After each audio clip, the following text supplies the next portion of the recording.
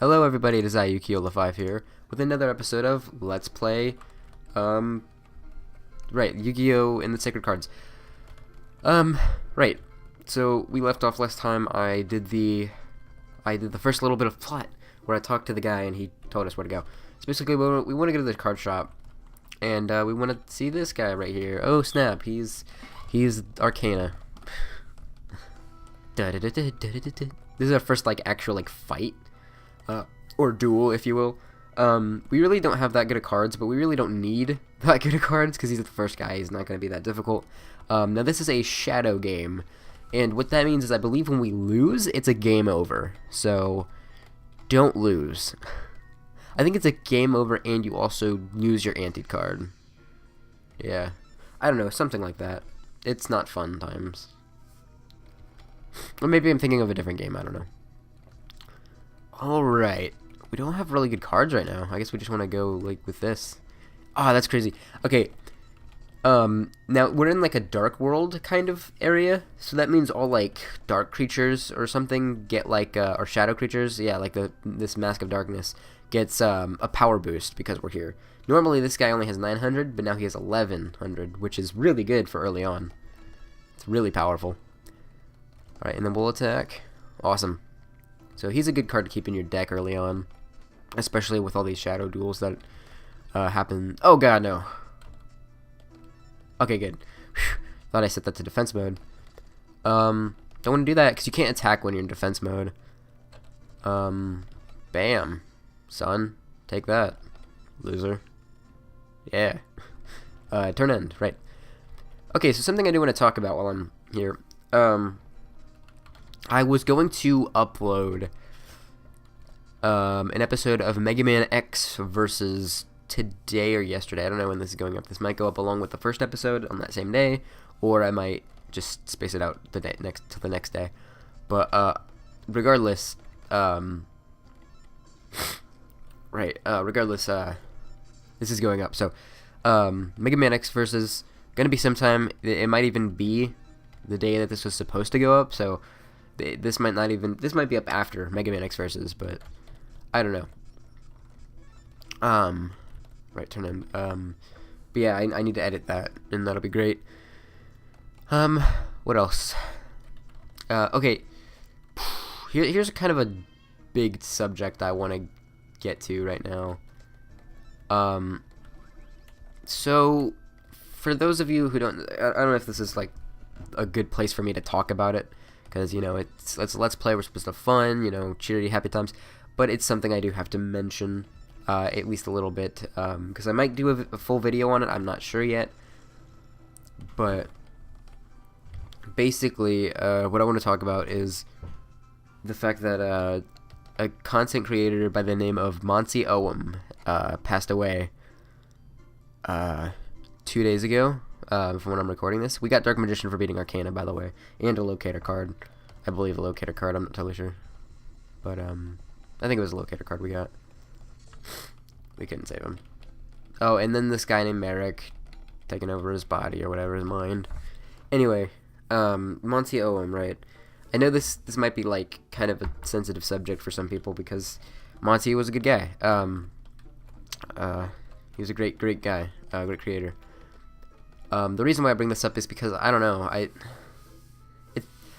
It's just weird because for those of you who don't know, Monty Oum is a guy from Rooster Teeth. He was the creator of Ruby and a few seasons of Red vs. Blue. And man, it's just God. I don't know. Yeah, I guess this isn't really the place place or time to talk about that. I guess I just brought it up just because I don't know when we can get to it, but I will probably have some kind of remembering video or some kind of video, me discussing or talking about, Monty and that whole thing. But anyway, let's have fun, happy times here on this game. So right, we're at the card shop.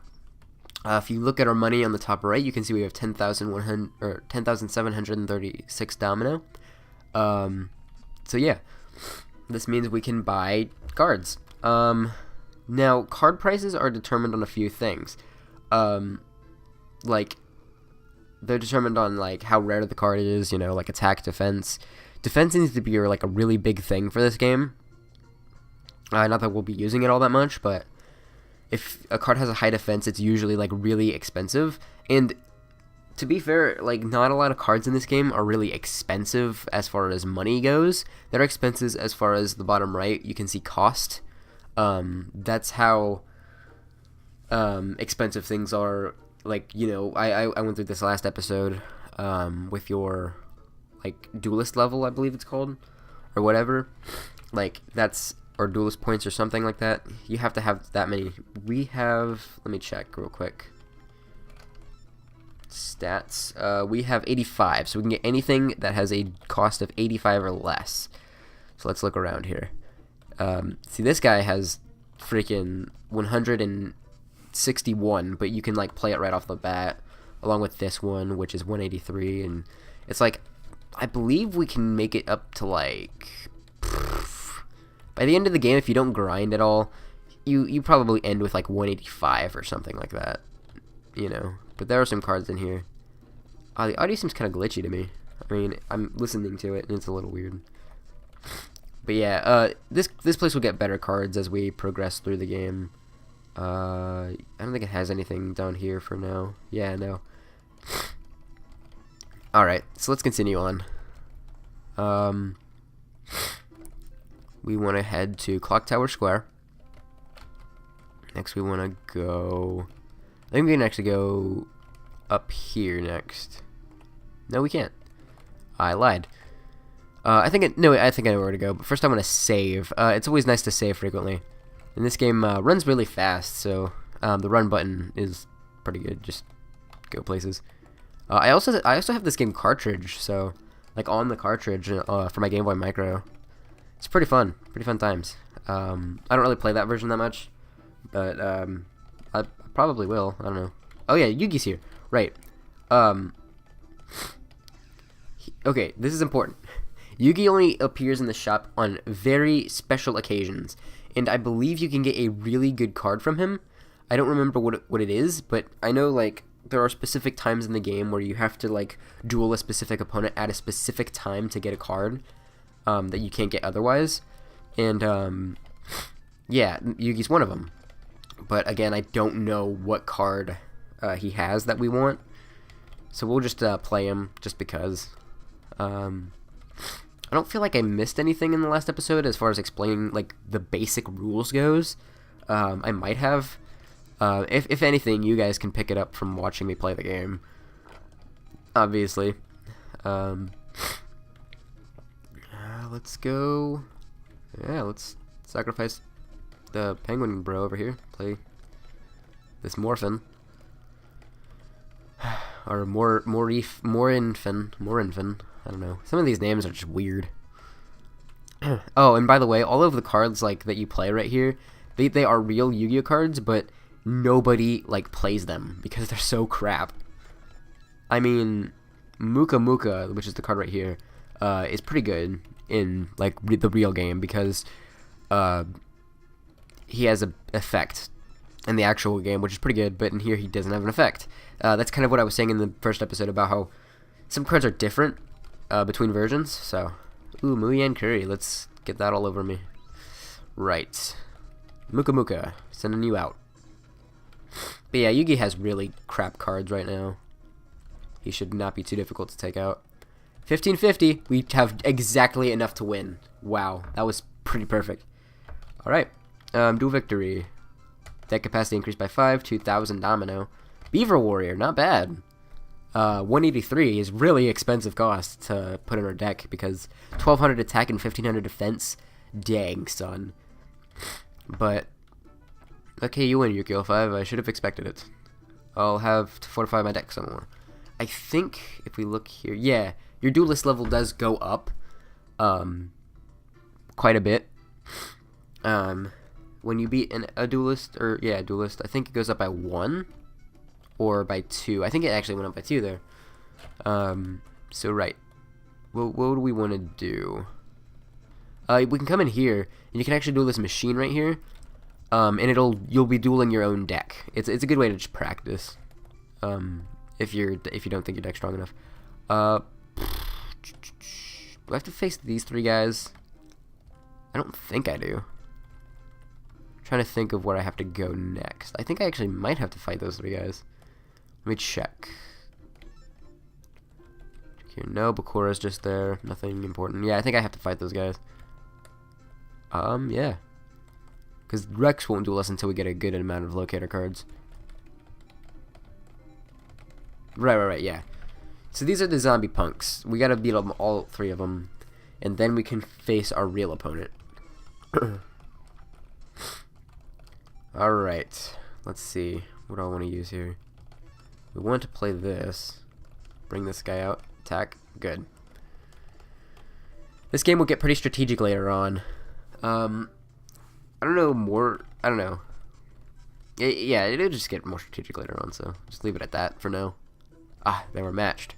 When it happens in a draw, nothing happens. Like, I mean, if I attack a monster that's in defense position and my attack points are equal to the defense points of the monster, nothing happens. But if I attack him and his monster's in attack mode and they have the same, they'll both die. Unless attributes factor in, which attributes don't play as much of a role in the real game, which I think I've said, so we're good. Oh man, I got crappy cards. Really, I would have been able to kill that with my weakest monster right now. Alright, let's do it. Turnendo. Harinoton. Dra. That's how you say all that jazz in Japanese. Because I watched the final season of Yu-Gi-Oh! GX in Japanese. Because that was never English dubbed for some reason. Along with the last season of 5Ds and the last season of Zexal 1. I mean, I haven't seen 5Ds or Zexal 1. I've just read that, but... Because I haven't seen anything past GX, because after that they added in, like, Synchro summoning and Zex... Or, like... Yeah, like XYZ summoning, and... now they've got Pendulum summoning, and it's like... What the hell, guys? Come on. Contract of the Mask. Do we even have the, like, corresponding card? I need to check this. A ritual for Mask of Shine and Darkness with dark attributes. For this, 2 monsters and a Mask of Darkness are needed. Oh. Interesting. So if we draw a Mask of Darkness, we could actually have a pretty legit attack. Okay. If we draw a Mask of Darkness, then this is pretty much our game. I mean, it's our game anyway, but because, like, we don't start losing matches until, like, a little bit later on. There's actually a match coming up that I might lose if the person I fight gets the cards, like the right cards out, but I doubt they will. Equal. I don't like it. But if we do draw Mask of Darkness, then we will actually have a pretty strong offensive attacker on our side. And I would like to just bring him out, because I've never brought him out before, in all honesty. Mask of Darkness, come on. Dang it! Muka. Why are you doing this to me? Come on. Well, he's dead this turn anyway. So I got 1,000. I could go until we draw Mask of Darkness just so I can see if I could do that. But nah, let's just beat him here. This guy doesn't deserve it. Because, like, before I know it, he'll play Exodia. Which isn't even possible for him. But right. Moving on. Oh, right, okay, so we just had to fight this guy. We don't have to fight these 2 other guys, but just fight him and you get Bones. And Bones is a dick. And this is the fight I was actually talking about where we might lose. If he gets his right card set up, then we will lose. Like, because he's beaten me, like, twice. If that. I don't know. I know he's beaten me at least once. Now we have Mask of Darkness? Okay, now we need to, like, draw that Contract of the Mask again. Like, okay, that thing is 500. Let's do this. Alright, Frog the Jam should be able to take that. Turnendo Arinoton. Draw. Right, moving on. I don't know why I didn't play Mask of Darkness. I guess I thought, like, if I play Mask of Darkness, it's going to get destroyed. But it really won't. He's only got, like, 1 card that could defeat it. And he'd have to sacrifice to even summon that card, so... I think we're good. I think we've won this match already. I mean, he does have spell cards that could potentially, like, change the outcome of the duel, but... For these early matches, it's just a lot of rinse and repeat. Like, we've got good enough cards to win. I haven't even edited my deck yet. Like, we don't even need to edit our deck until later. And that's when we start getting rid of the lame cards and start, like, beasting it. Now, there are some enemies in this game where you have to, like, specifically change your deck to a specific attribute just so you can beat them, because they're that hard. You have to, like, switch your deck to an attribute that counteracts their attribute style deck, and we won. That was really easy. All we needed was contract with a mask, and we would have, like, had a awesome person. Did we get... Oh, yeah, here was the card I was talking about that he has. Pumpkin, the King of Ghosts. Ghosts with the ability to power up a player armored zombie, dragon zombie, and clown zombie in play. Right. And, yeah, he's done that to me before, and he killed me. So, that's awesome. He had, like, one of those guys on the field, and then he activated it and destroyed me. So, how many locator cards do we